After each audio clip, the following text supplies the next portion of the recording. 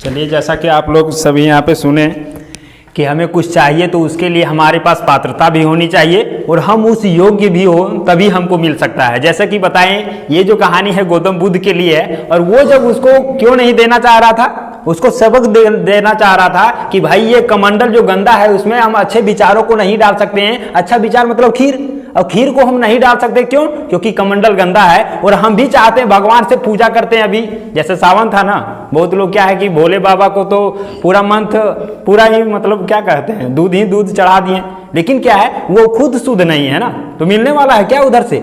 भोले बाबा देने वाले हैं क्या? नहीं। क्यों? वही पात्रता वाला हो गया ना, कमंडल वाला, कि मन में तो भरा हुआ है गंदगी, दूसरे के प्रति क्लेश भरा हुआ है, क्लह भरा हुआ है, नेगेटिविटी भरा हुआ है, दूसरे के प्रति हमारा गलत भावनाएं भरी हुई है। और हम भोले बाबा से क्या चाह रहे हैं कि हमको ये आशीर्वाद मिल जाए, हम ये कर लें वो कर लें। मिलेगा क्या? नहीं मिलने वाला है। क्यों? क्योंकि वो बता दिया कि तुम जो गंदा है पात्र उसमें तुम नहीं डालना चाहे ये खीर, जिसको हम दिन भर में ना चाहें तो कितना भी बार बना सकते हैं। और एक अच्छा विचार, एक अच्छा सद्वाक्य या फिर एक अच्छा वरदान तुमको हम कैसे दे दें नेगेटिविटी में, है ना? तो इसके लिए हमें खुद को शुद्ध करना होगा, हमें खुद को बेहतर बनाना होगा, तभी हमें कुछ बेहतरीन चीज मिल सकता है। ठीक है, तो ये हम कहेंगे दोस्तों यहाँ पे कि जैसे आप जानते हैं कि प्रकृति जब भी कुछ देता है ना तो सबको इक्वल देता है, सबको बराबर देता है। ऐसा नहीं कि आपको कुछ कम दे। आप गरीब घर में जन्मे हैं तो आपको नहीं मिलने वाला है, और कोई अमीर घर में जन्मा है तो उसको ज्यादा मिलने वाला है। ऐसा होता है क्या? जब भी हम जन्म लेते हैं तो प्रकृति हमारे पास कोई ना इंसाफी नहीं करता है, सभी को इक्वल देता है। चाहे वो समय हो, चाहे वो और कुछ भी हो, योग्यता भी हो, तो सभी को एक जैसा ही देता है। बाकी अब हमारे ऊपर ही छोड़ देता है कि तुम अपने आप को किस प्रकार से बनाना चाहते हो, तुम अपने आप को निखारना चाहते हो या फिर तुम अपने आप को जिस प्रकार से हो उसी प्रकार के रहना चाहते हो। जैसे आप जानते हैं कि जब भी बारिश होता है ऊपर से तो क्या होता है, सभी जगह समान होता है, सभी जगह एक जैसा होता है ना। ऐसा नहीं कि छत पर मतलब ज्यादा हो रहा है या फिर अमीर के घर में ज्यादा पानी गिर रहा है, हम लोग के घर में नहीं गिर रहा है। ऐसा होता है क्या? सभी जगह इक्वल होता है। आप यदि दोस्तों देखेंगे कि कोई भी बर्तन ऐसा हो जो बाहर में रह जाता है तो क्या होता है, बारिश जब खत्म होता है उसके बाद हम देखते हैं कि वो बर्तन क्या होता है, पूरा लबालब भर जाता है, भर जाता है ना, वो बर्तन पूरी तरह से भर जाता है। वहीं पे आप देखेंगे कि और यदि दूसरा बर्तन है जो बड़ा बर्तन है वो भी भर जाता है। मतलब क्या है, जिसकी पात्रता जिस प्रकार का है वो क्या है उसको उतना मिलता है। जैसे एक चम्मच को रख दीजिएगा तो चम्मच को कितना मिलेगा, जितना उस चम्मच में आ सकता है। और बड़ा सा डब्बा को रख दीजिएगा तो क्या होगा, वो भी डब्बा भर जाएगा ना, क्योंकि उसका एरिया जो है बड़ा है और उसके पास भी उतना ही बारिश हो रहा है तो वो भी भर गया। आप घर से बाहर निकलिएगा तो देखिएगा कि खेत वगैरह जो भी है वो भी भर चुका होता है, तालाब है वो भी भर चुका होता है। इसका मतलब क्या है, प्रकृति हमारे साथ कोई नाइंसाफी नहीं करता है, सभी को बराबर मात्रा में मिलता है। लेकिन क्या होता है, वहीं पे देखेंगे तो बहुत लोग आपको मिल जाएंगे कि भैया हमको तो कुछ मिला ही नहीं, हमारे ऊपर भगवान का कोई आशीर्वाद ही नहीं है, हम हो सकता है हम नालायक हैं, हमारा किस्मत ही खराब है, हमको कुछ नहीं मिलता है। ऐसा मिलते हैं आपको देखने को, बहुत सारे लोग मिल जाते हैं ना। उसका क्या है, क्या उसका किस्मत खराब है क्या? आप यदि गहराई से देखेंगे ना तो वो कहीं ना कहीं आलसी है। क्यों? क्योंकि मेहनत करने वालों को सब कुछ मिलता है, जो मेहनत नहीं करता है ना उसको कुछ नहीं मिलता है। कहीं भी आप देख लीजिए, आप यहाँ पे आए हैं पढ़ने के लिए तो आप 24 घंटा जो पढ़ रहा है, 24 घंटा में जितना भी समय है वो पढ़ने में दे रहा है तो उसको सफलता जरूर मिलता है। लेकिन आप देखिए 7-8 साल से यहाँ पे है और नहीं कुछ कर पा रहा है तो यकीन मानिए कि वो कहीं ना कहीं अपने मेहनत में लापरवाही कर रहा है, कहीं ना कहीं वो आलसी कर रहा है, या फिर दोस्तों जो उसका लक्ष्य है वो भूल करके और दूसरे कामों में लीन हो चुका है। ये तो जरूर मानना होगा, है ना। तो प्रकृति हमें जब भी देता है तो वो बराबर देता है, बस हमको ये देखना होता है कि हमारा पात्रता वो चम्मच वाला है या फिर वो ड्रम वाला है, कौन सा पात्रता है। तो वो पात्रता को दोस्तों विकसित करेंगे तो हमें उतना मिलेगा जितना हमारी पात्रता है। छोटा सा चम्मच है तो उसमें तो बाल्टी का पानी तो आ नहीं सकता है, तो प्रकृति कितना भी चाहेगा तो उसमें क्या है, बाल्टी का पानी समा सकता है क्या? नहीं। प्रकृति तो दिया, लेकिन क्या होगा, चम्मच पर तो और बारिश हो रहा है लेकिन क्या भर गया तो बाहर गिरेगा ना। तो आपको तो देना चाह रहा है, हमको तो देना चाह रहा है, लेकिन हमको देखना है भाई कि हमारा पात्रता उस लेवल का है कि नहीं, है ना। यदि नहीं ले रहेगा तो क्या होगा, नहीं मिलने वाला है। एक वक्तव्य हम बताएंगे। एक बार क्या होता है, भोले बाबा और पार्वती ऊपर से उड़ान भर रहे थे, कहीं जा रहे थे, है ना। तभी क्या होता है कि पार्वती जी देखते हैं नीचे में एक व्यक्ति होता है, एक गरीब होता है जो झोपड़ी बना करके क्या है मतलब कोई लगा दिया साइड से और रह रहा होता है वहीं पे, है ना, नीचे। और क्या है, दोनों पति पत्नी रो रहा होता है, बिलख कर रहा होता है कि भगवान हमारे ऊपर रक्षा करो, हमारा दया करो, हमें खाने का नहीं है, कुछ नहीं है। और यही दया को जब पार्वती जी सुनती है ना, तो शंकर भगवान से कहते हैं कि प्रभु जी ऐसा कीजिए ना, देखिए ये जो गरीब है नीचे में, ये कितना रो रहा है, बिलख रहा है, और आपका नजर उस पर नहीं जा रहा है। तो क्या है, वो दोनों आते हैं नीचे, और नीचे आते हैं तो क्या होता है, उस व्यक्ति को कहता है कि देखो, ये जो पति होते हैं, मतलब दोनों फैमिली में, वो पति कहते हैं कि देने वाला जब भी देता है, देता छप्पर फाड़ के, है ना। तो वही पार्वती जी बोलता है कि देखिए वो भी कह रहा है देने वाला जब भी देता है, देता छप्पर फाड़ के। तो शंकर भगवान कहते हैं कि भाई छप्पर फाड़ के तो देंगे, लेकिन पहले ये छप्पर तो बनाए, झोपड़ी जो है उसका छप्पर तो बनाए। मतलब क्या है, अपना अस्तित्व तो उस प्रकार से करे, तभी तो हम देंगे, है ना। कहने से कुछ नहीं होता है ना, पहले अस्तित्व को बनाना पड़ता है भाई। आप सिर्फ बैठ कर कहीं जाप करते रहिए, भगवान को कहिए भाई हमको ये दे दो, ये दे दो, लेकिन मिलने वाला नहीं है। क्यों? क्योंकि आप उसके जैसा मेहनत नहीं कर रहे ना। आपको कहाँ यहाँ गिरा देगा, आकर के सोना गिरा देगा, ऐसा होता है क्या?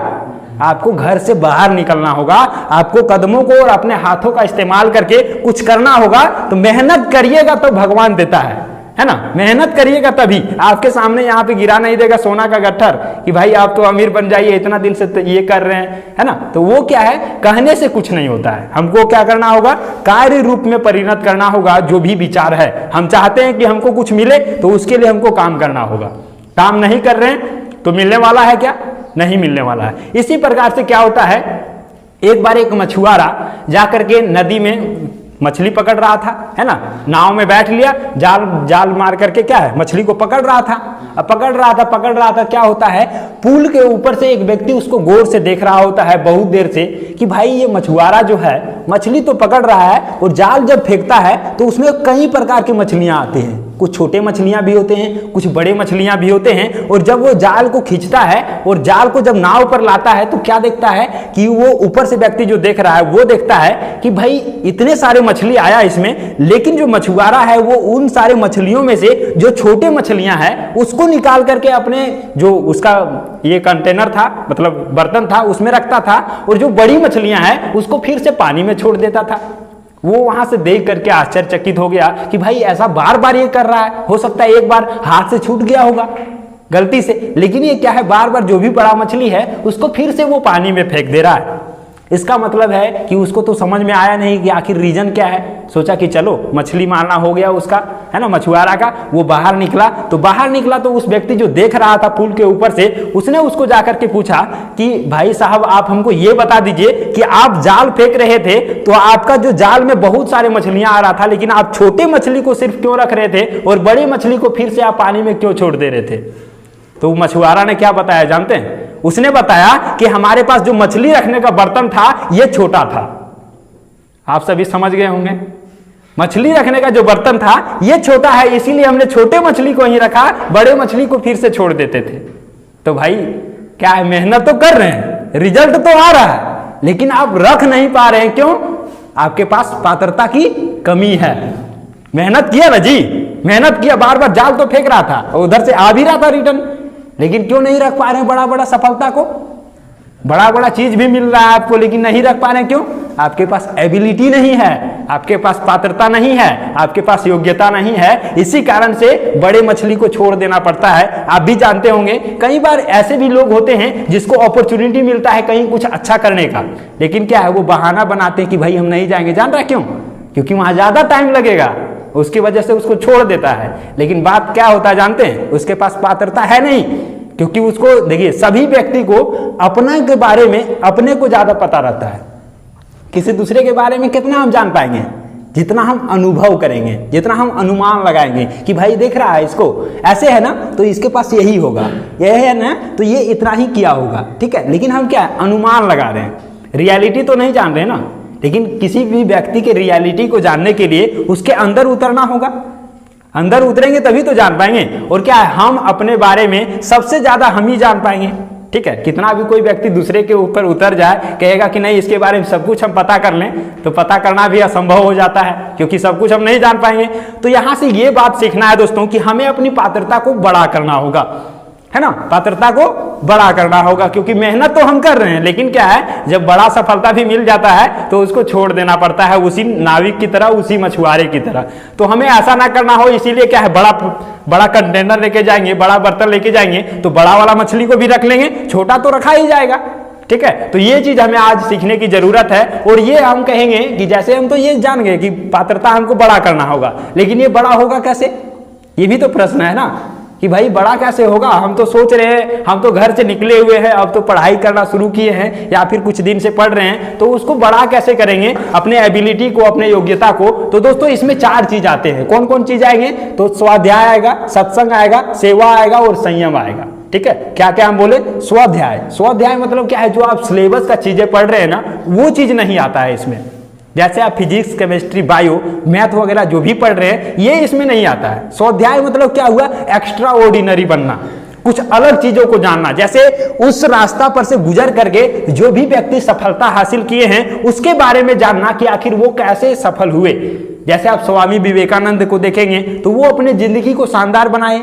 एपीजे अब्दुल कलाम को देखेंगे तो उन्होंने भी अपने जिंदगी को शानदार बनाए, वो भी तो हम ही लोग के जैसे थे ना। लेकिन क्या हुआ, वो एक्स्ट्रा ऑर्डिनरी बनते हुए चले गए और आज उनको सारे स्टूडेंट आइकॉन मानते हैं कि नहीं।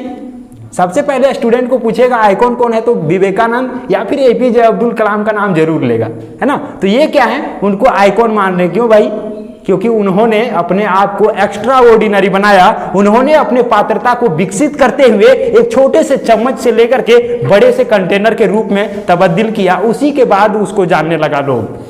तो हम भी क्या कर सकते हैं, ऐसा हो सकता है क्या, हो सकता है, आराम से हो सकता है ना। बस उसके लिए क्या करना होगा, 4 चीजें हम क्या बताएं, स्वाध्याय। स्वाध्याय मतलब क्या है, अपने सिलेबस से हट करके कुछ अच्छे विचारों को अपने अंदर समाहित करना। अच्छे विचार क्या काम आता है हमारा, तो देखिए जब भी हम नेगेटिविटी में होते हैं, जैसे जिंदगी है तो इसमें उतार चढ़ाव दोनों होता है ना।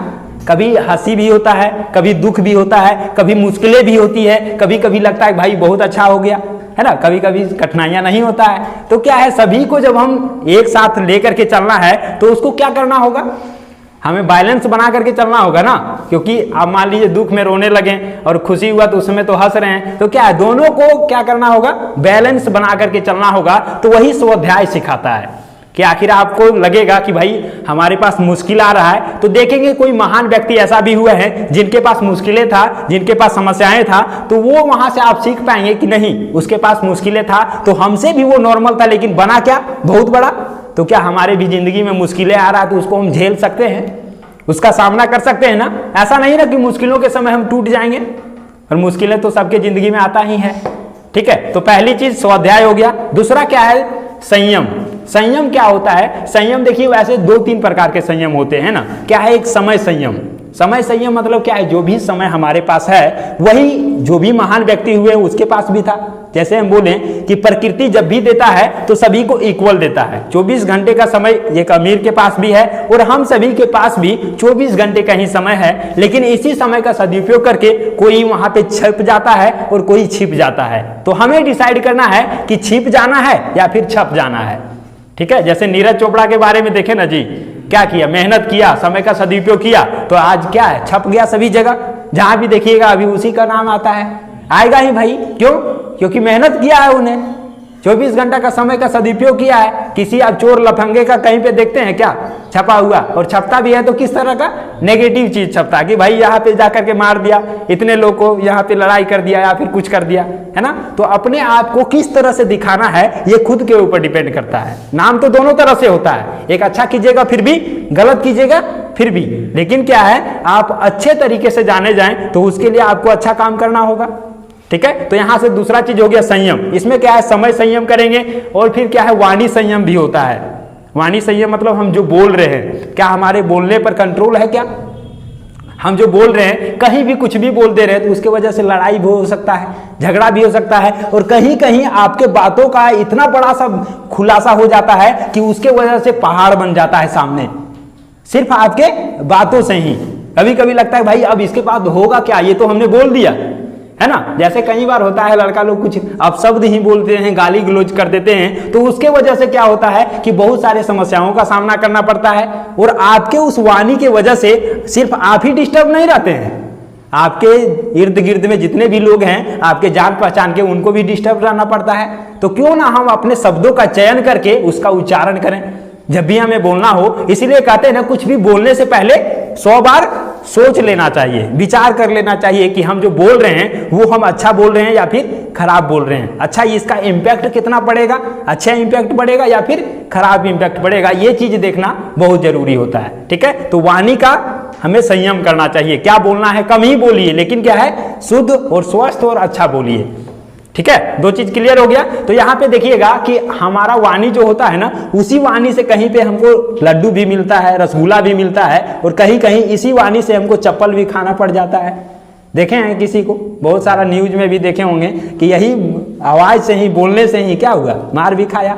ठीक है, तो ये चीज ध्यान रखना है। तीसरा क्या है हमारा, सत्संग। सत्संग मतलब क्या हुआ, ये बाबा वाला सत्संग नहीं, ये जाना है हमको बाबा बन जाना है, सन्यासी बन जाएंगे, तो वो सत्संग नहीं है। सत्संग मतलब क्या है, अच्छे लोगों का संगति।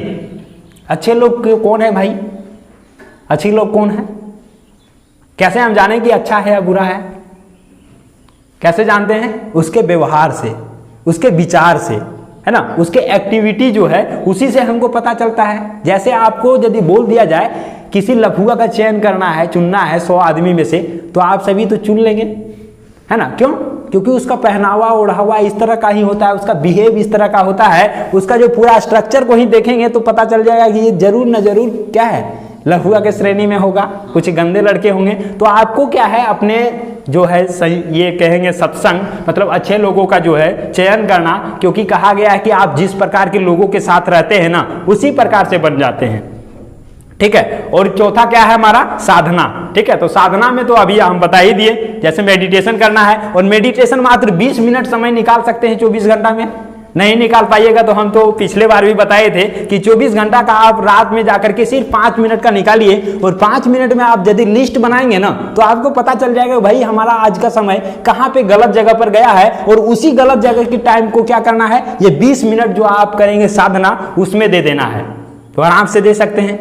और आप यदि लिस्ट बनाएंगे तो आपको पता चलेगा कि 20 मिनट हमारा नहीं जा रहा था, बहुत सारा ऐसा टाइम है जो हमारा ये 20 मिनट हम निकाल नहीं पा रहे थे, लेकिन हमारा क्या है, अलग कामों में जो नहीं करना चाहिए, अननेसेसरी वर्क में हमारा समय चला जा रहा था, तो वो हमारा निकल सकता है ना आसानी से। और 20 मिनट यदि आप निकालेंगे सिर्फ साधना के लिए, तो आप देखेंगे, अभी से आप अपना एक फोटो खींच के रख लीजिए और 20 मिनट का साधना करते रहिए, और 1 महीना के बाद आप अपना फोटो ही मिलाइएगा ना, तो आपके चेहरे पर मुस्कान जरूर होगा, आपके चेहरे पर चमक जरूर होगा, आपके चेहरे पर लाली जरूर होगा। ऐसा नहीं कि उदास चेहरा बैठे हुए भाई लग भी रहा है उदासी जैसा, है ना, तो ऐसा नहीं होना चाहिए।